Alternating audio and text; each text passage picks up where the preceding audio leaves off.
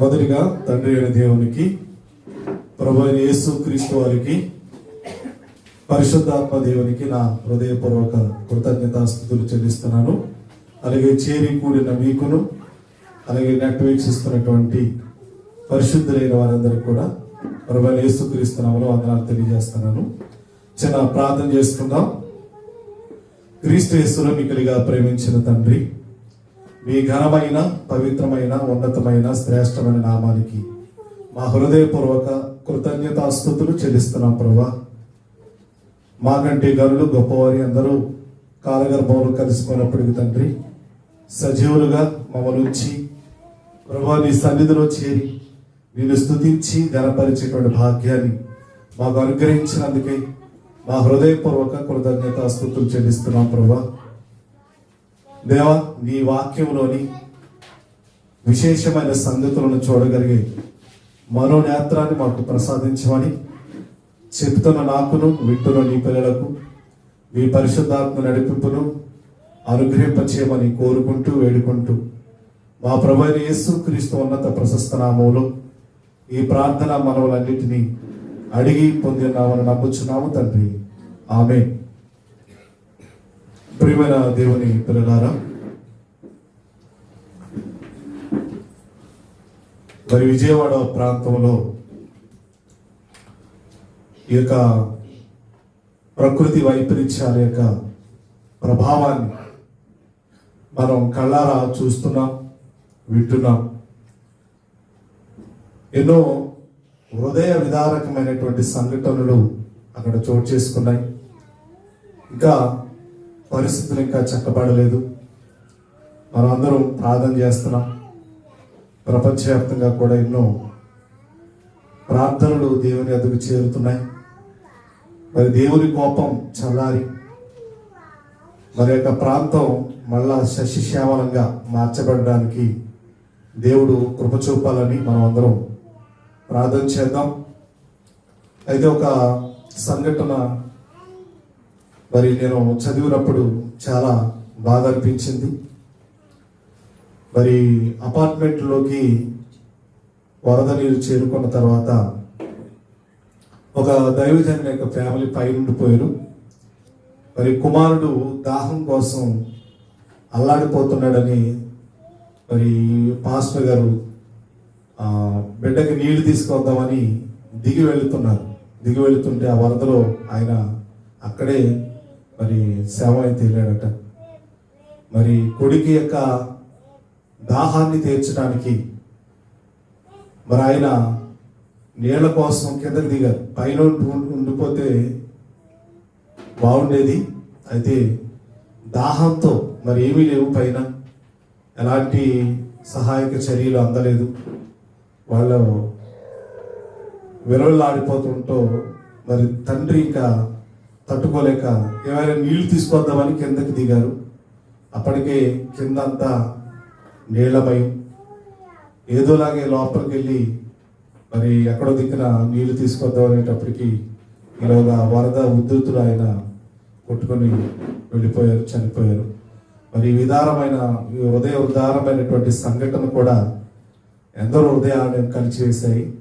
ఇలా ఎన్నో సంఘటనలు, మరి పరిస్థితులు చాలా దారుణంగా ఉన్నాయని మనం బైబిల్లో చూస్తున్నాం, అలాగే లోకంలో కూడా చూస్తున్నాం.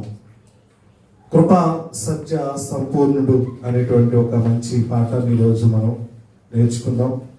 నిర్గమాకాండం 34వ అధ్యాయంలో, నిర్గమాకాండం 34వ అధ్యాయం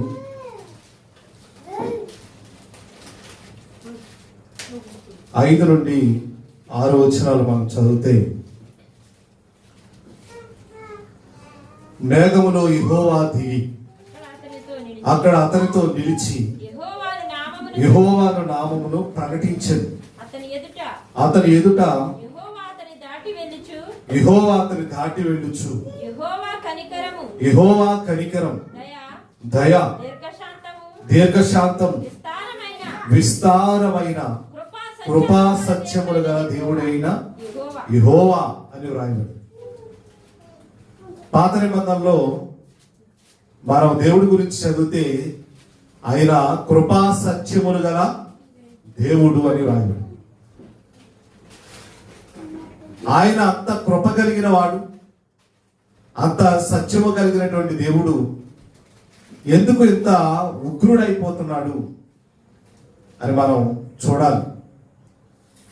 కొంతమంది చెప్పేటువంటి వాదనలు ఏంటంటే, ఈ ప్రకృతి వైపరీత్యాల వెనకాల అంతా దేవుడే ఉన్నాడా, లేక మానవ తప్పిదాలు ఏమైనా ఉన్నాయా అనేటువంటి ఆలోచన కూడా చేస్తున్నారు. మంచిది, మానవ తప్పిదాలు కావచ్చు, లేదా దేవుని ప్రకోపం కావచ్చు, దేవుని యొక్క కోపాగ్ని.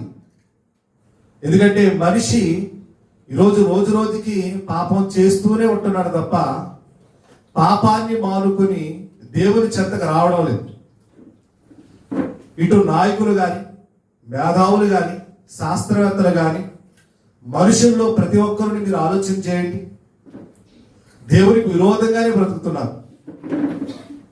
దేవునికి వ్యతిరేకమైనటువంటి భావజాలంతో ఉంటున్నారు. మన ఈ మధ్య బైబిల్లో పరస్పర విరుద్ధమైనటువంటి వాక్యాలు ఉన్నాయని ఒక ఆయన మాట్లాడుతున్నాడు. అసలు ఏమున్నాయి బైబిల్లో పరస్పర విరుద్ధ భావాలు కలిగినవి?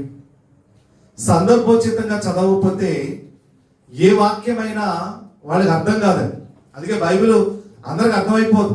ఇటు రాజకీయ నాయకులు విమర్శించేది కాదు, లేదా మేధావి వర్గం కూర్చొని విమర్శించేది కాదు. బైబిల్ అంటే బైబిల్ ఒక అపూర్వమైనటువంటి గ్రంథం.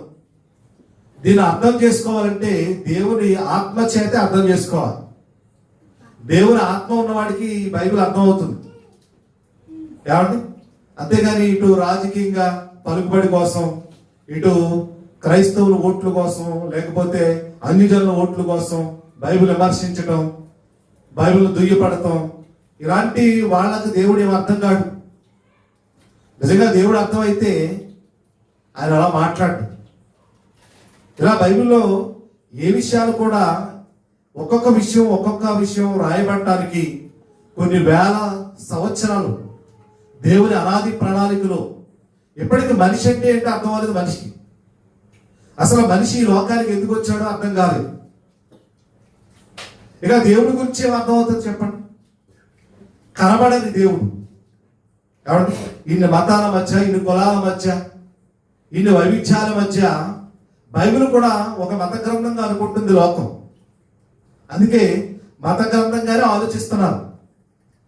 నేను ఈ చదివాను, బైబిల్ కూడా చదివాను, బైబిల్లో పరస్పర విరుద్ధ వాక్యాలు ఉన్నాయి అంటూ లెక్కలేని తరంగా మాట్లాడుతున్నారు చాలా మంది.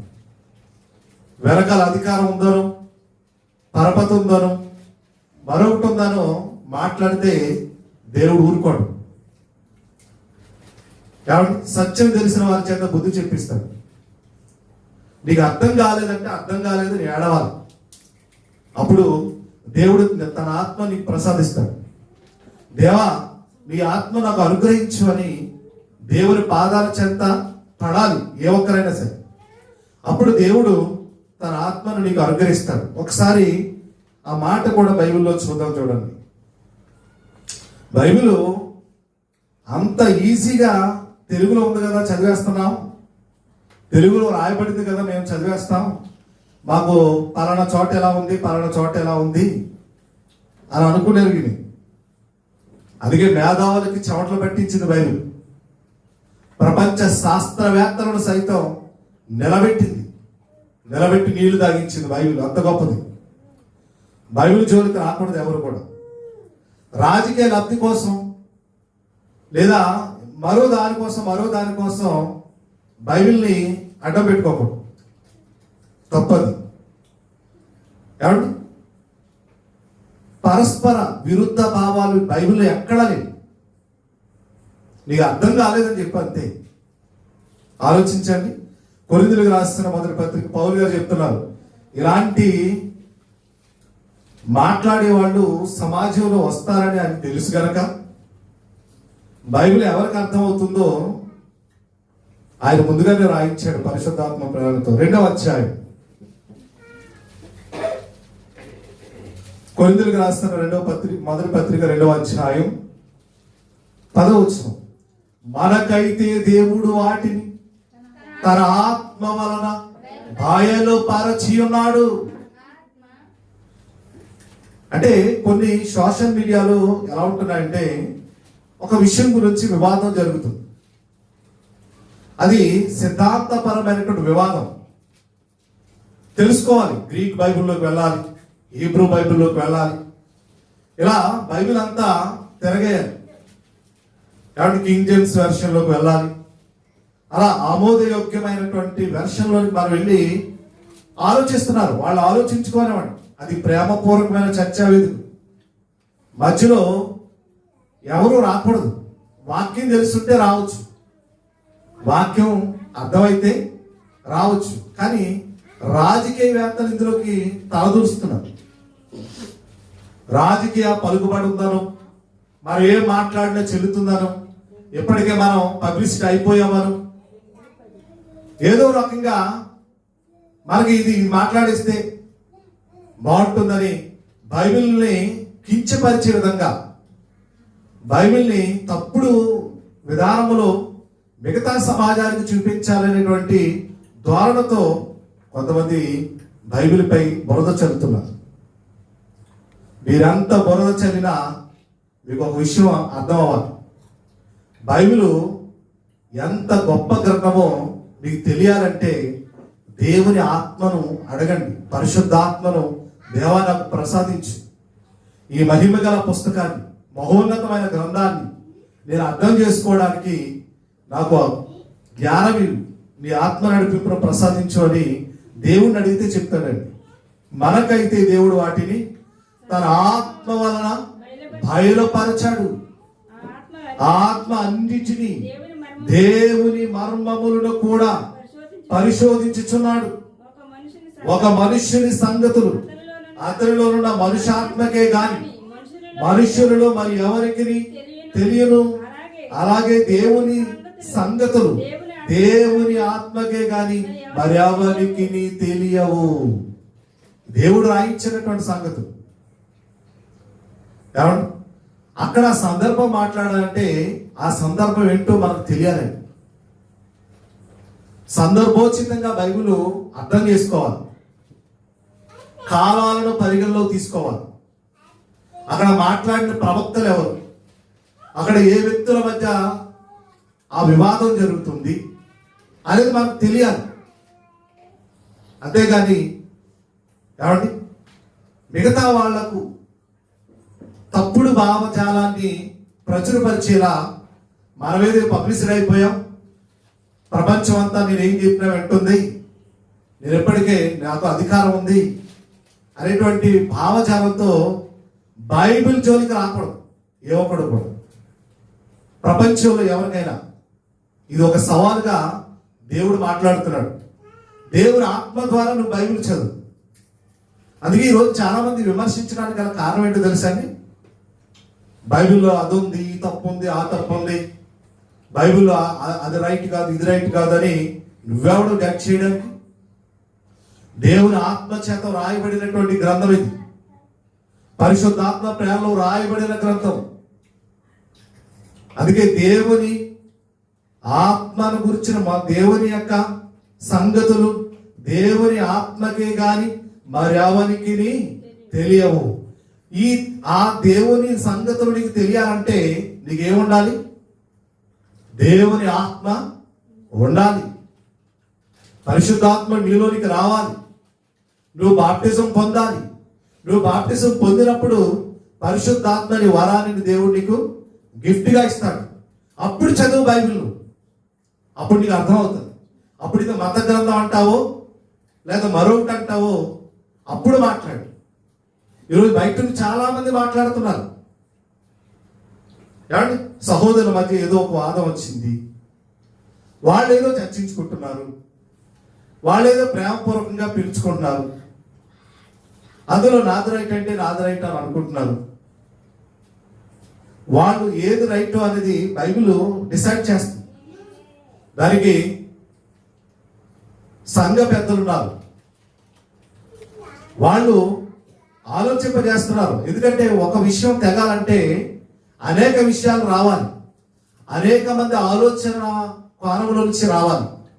అప్పుడే దానికి సరైనటువంటి పరిస్థితులు ఉంటాయి. ఈలోగా మధ్యలో నాకు భలే అవకాశం దొరికింది కదా అని ఇష్టం వచ్చినట్టుగా బైబిల్ గురించి మాట్లాడకూడదు.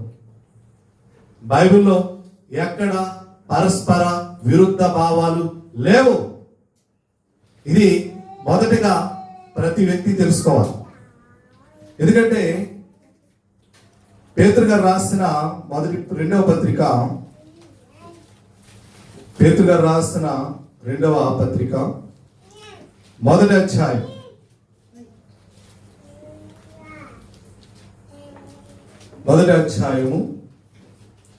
20-21 వచనాలు. ఒకడు తన ఊహను బట్టి చెప్పుట వలన లేఖనములో ఏ ప్రవచనమును పుట్టదని మొదట గ్రహించుకోవాలి.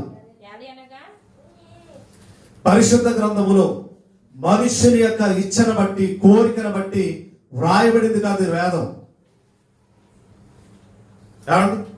మిగతా గ్రంథాలకున్నంత వ్యత్యాసం దీనికి కూడా ఉండదులే, ఏం పర్వాలేదు, ఇది కూడా తెలుగులో రాయబడింది, మనకు అర్థమయ్యే రీతిలో రాయబడింది కదా అని పాపు. బైబిల్ తప్పు పట్టే ప్రతి ఒక్కరికి ఇది తెలియాలి. బైబిల్లో రాయబడిన ఏ లేఖనం కూడా మనుష్యుని ఇచ్చను బట్టి కలగలేదు. మనుషుడు ఊహించి రాసింది కాదు బైబిల్ అంటే.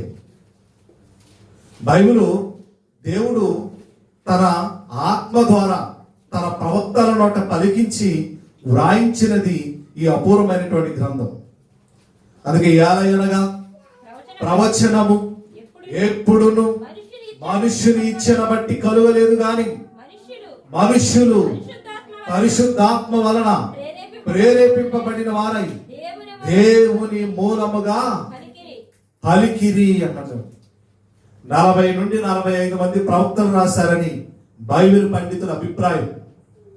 ఈ 66 పుస్తకాలను వ్రాయించడంలో దేవుని ఆత్మ ఒకే రీతిగా రాయించి. అందుకే బైబిల్ చదువుకునేటప్పుడు ఒక్కసారి మీకు ఆన్సర్ దొరికేది. కొంత ఇచ్చట కొంత అచ్చట వ్రాయబడిందని ఎప్పుడో యెషయా గ్రంథకర్త ఏమండి పెద్ద మహా ప్రవక్త అయినటువంటి యెషయా గారు కూడా వ్రాయించారు. వాక్యం ఎలా వస్తుందట? యెషయా గ్రంథము 28వ అధ్యాయం, యెషయా గ్రంథము 28వ అధ్యాయం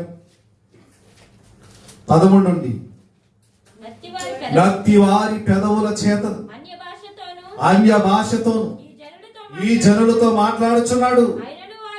ఆయనను వారు విననొల్లరై కావున వారు వెళ్ళి వెనుకకు మొక్కి విరుగబడి చిక్కబడి పట్టబడినట్లు ఆజ్ఞ వెంబడి ఆజ్ఞ, ఆజ్ఞ వెంబడి ఆజ్ఞ, సూత్రము వెంబడి సూత్రము, సూత్రము వెంబడి సూత్రము, కొంత ఇచ్చట కొంత అచ్చట యెహోవా వాక్యం మీకు వచ్చును. అక్కడ నీకు అర్థం అవ్వలేదంటే మరొక చాట దాని ఆన్సర్ ఉంటుంది. దేవుడు అలా రాయించాడు. అంత ఈజీగా బైబిల్ నువ్వు తప్పు పట్టే విధంగా రాయలేదు. ఏమండి, ఒక చోట పాపుల మనవుని దేవుడు ఆలకింపడం రాయబడింది. మరొక చోట పాపి అయిన సుంకరి ప్రార్థన దేవుడు ఆలకించాడని రాయబడింది.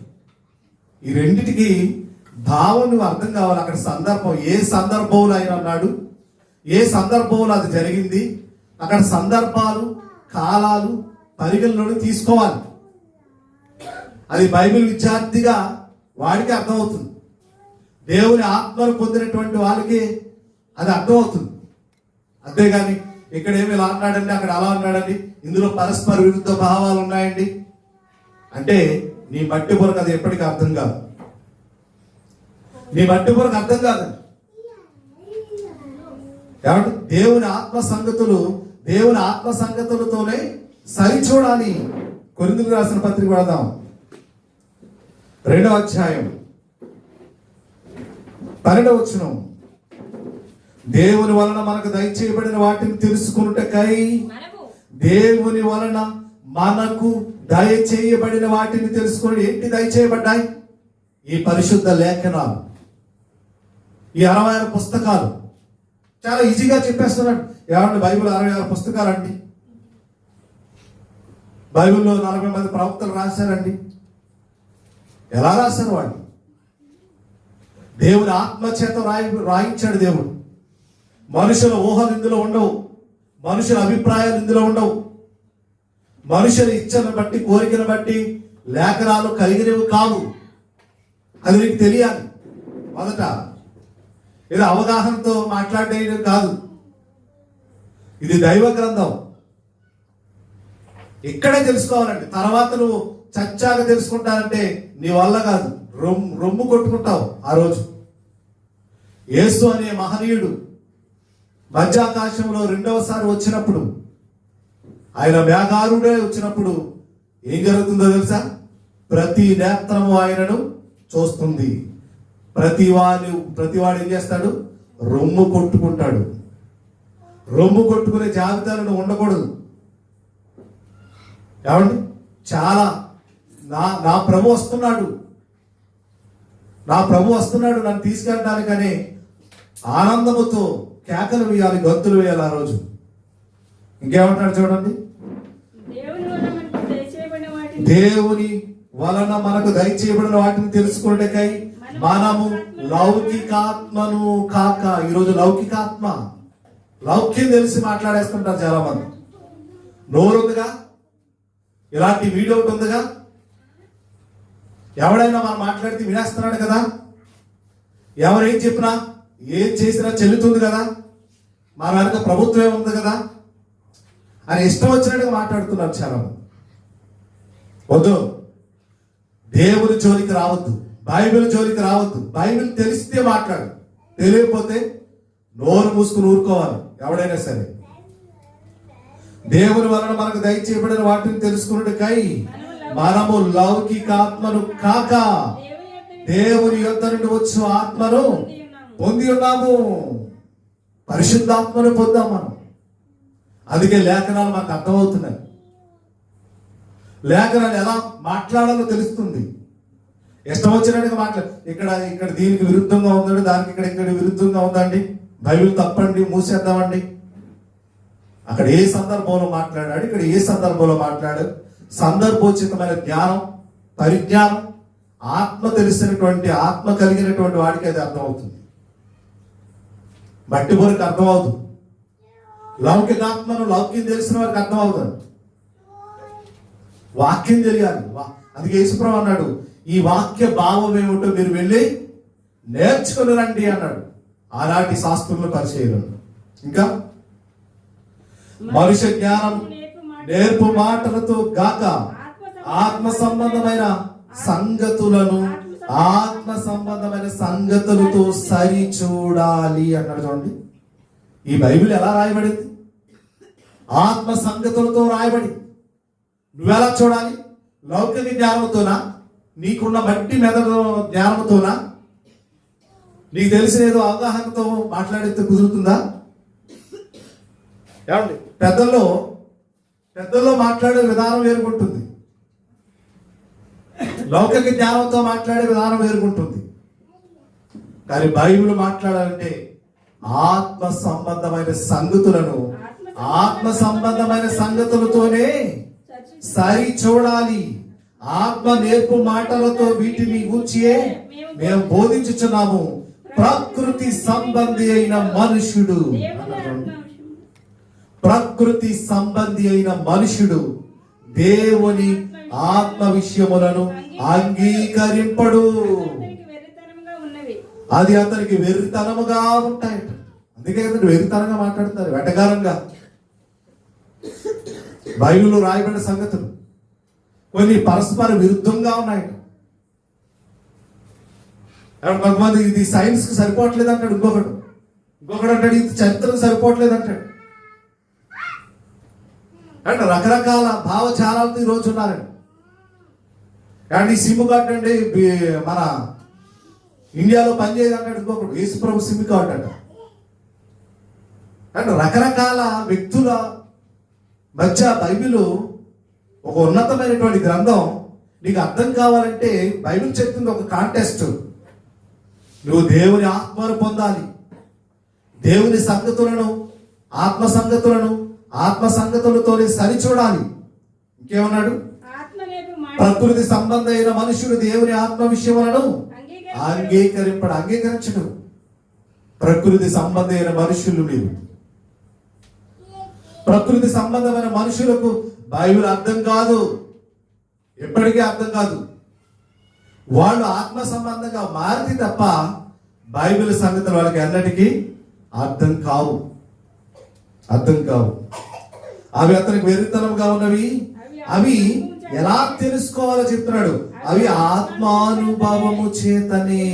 ఆత్మకు అనుభవం, ఎక్స్పీరియన్స్. పరిశుద్ధాత్మ నీలోకి వచ్చాక వ్రాయబడిన ఈ సంగతుల్లో నీకు తెలిసిన ఎక్స్పీరియన్స్, ఆత్మానుభవం చేతనే వివేచింపదగులు గాని గనుక అతడు వాటిని గ్రహింప జాలడు.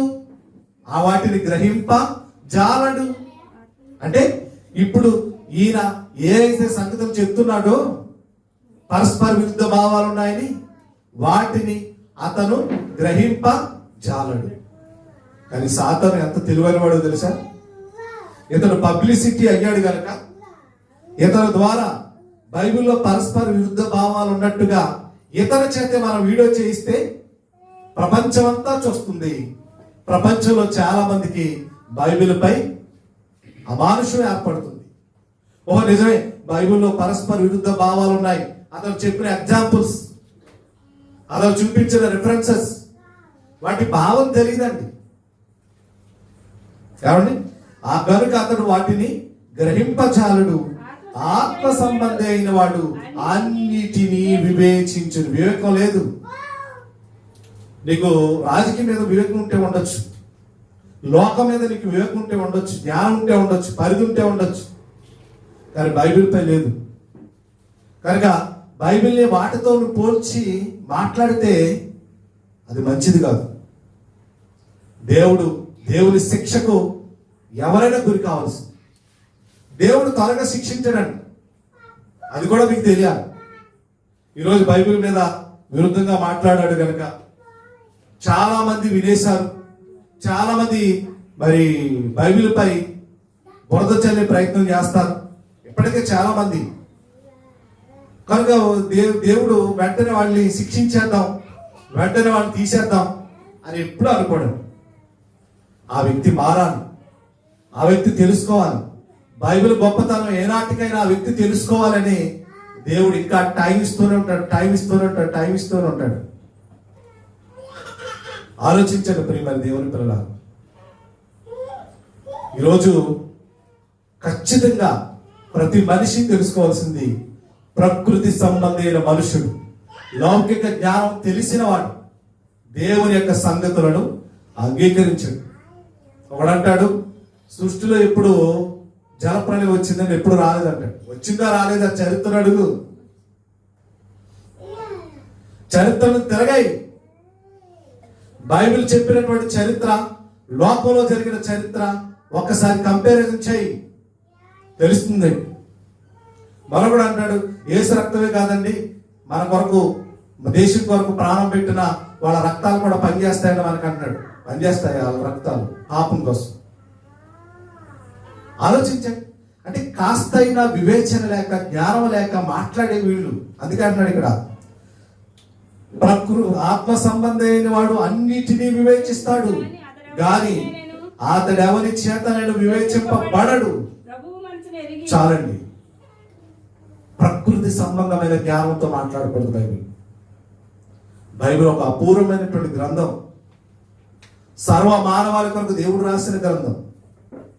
యేసుక్రీస్తు అందరికీ ప్రభువుని రాయించాడు కానీ కొందరికి ప్రభు అని బైబిల్ ఎక్కడా ఉండదు. మనకి ఆయన సర్వలోకం కొరకు రక్తం కార్చాడని ఉంటుంది తప్ప కేవలం క్రైస్తవుల కోసం రక్తం కార్చాడని ఉండదు. మనుషుల పాపాలను తీసేయడానికి యేసు రక్తమే శరణ్యం అని ఈరోజు గొంతెత్తి చెప్తున్నాం. ప్రతి మనిషి మారాలని.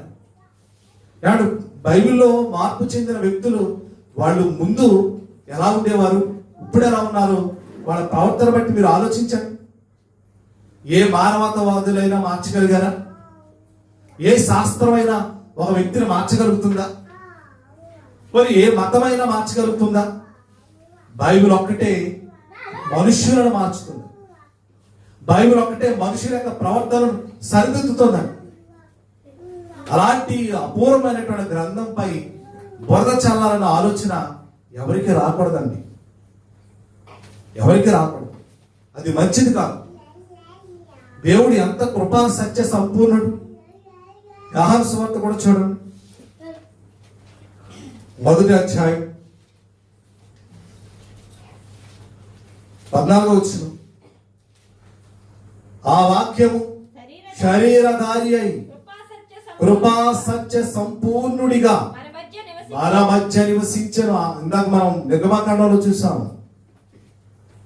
కృపా సత్య సంపూర్ణుడు, కృప కలిగిన వాడు. అంత కృప కలిగిన దేవుణ్ణి, ఆయన వ్రాయించిన ఈ అపూర్వమైనటువంటి గ్రంథాన్ని మనం చులకనగా చూడకూడదు. ఇందులో పరస్పర విరుద్ధ సంఘటనలు ఉన్నాయని, భావజాలాలు ఉన్నాయి. అక్కడ అలా రాయబడింది, ఇక్కడ ఎలా రాయబడింది అని. అక్కడ ఎందుకు అలా రాయబడింది, ఇక్కడ ఎందుకు ఎలా రాయబడింది అన్న వివేచన జ్ఞాన పరిధి నీకు ఉండాలి. అది ఆలోచించుకోవాలి మనిషి.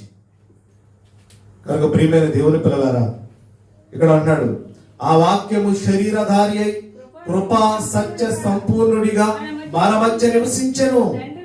తండ్రి వలన కలిగిన అద్వితీయ కుమారుని మహిమ వలె మనము ఆయన మహిమను కనుగొంటిమి అన్నట్టు. ఎవరైనా యేసుక్రీస్తు, యేసుక్రీస్తు అంతటి మహానుభావుడైనటువంటి యేసుక్రీస్తు, ఆయన గురించి రాయబడినటువంటి జీవ గ్రంథాన్ని మనం తప్పు పట్టడం మంచిది కాదు. వాళ్ళంటే ఏదో అక్కసుతో మాట్లాడుతున్నారు, బురద చల్లుతున్నారు. కానీ మిగిలిన వాళ్ళు కూడా అదే పనిగా మాట్లాడటం అనేది మంచిది కాదని మీ అందరికీ తెలియజేస్తున్నాను. కాబట్టి ప్రతి ఒక్కరు కూడా ఈ యొక్క జీవ గ్రంథంలో ఉన్నటువంటి సంగతులను ఆలోచించాలి. దేవుని యొక్క ఆత్మలు కలిగిన వారిగా మీరు ఉండాలని, పరిశుద్ధాత్మను మీ అందరికీ దేవుడు ప్రసాదించాలని, మీ అందరూ ప్రభువుని తెలుసుకొని ఆయన మార్గంలో మీరందరూ పయనించాలని మనస్ఫూర్తిగా కోరుకుంటూ ఈ నా మాటలు ముగిస్తున్నాను. అందరికీ వందనాలు.